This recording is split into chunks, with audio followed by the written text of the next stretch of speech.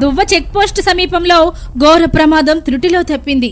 కోటప్పకొండ దర్శనం ముగించుకుని తిరుగు ప్రయాణంలో వస్తున్న భక్తుల కారు హైవేపై అదుపు తప్పి డివైడర్ను ఢీకొట్టి గాల్లో పల్టీలు కొట్టింది. అదృష్టవశాత్తు ప్రమాద సమయంలో ఎదురుగా ఎలాంటి వాహనాలు లేవు.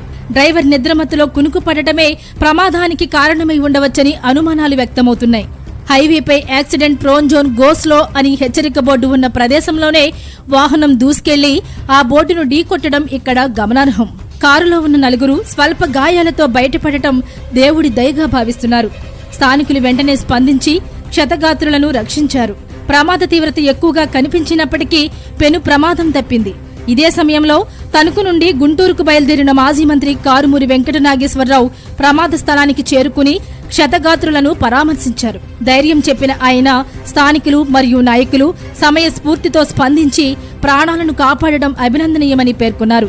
పరమశివుడి ఆశీస్సుల వల్లే పెద్ద ప్రమాదం తప్పిందని ఆయన వ్యాఖ్యానించారు.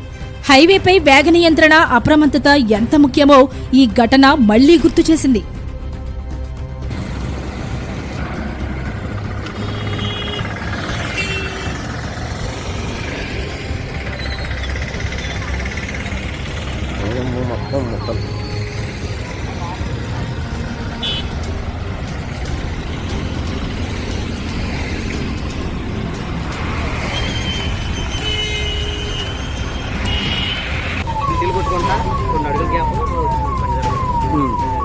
ఎటు నుంచి వస్తున్నాను బండి అటు నుంచి వస్తున్నాం.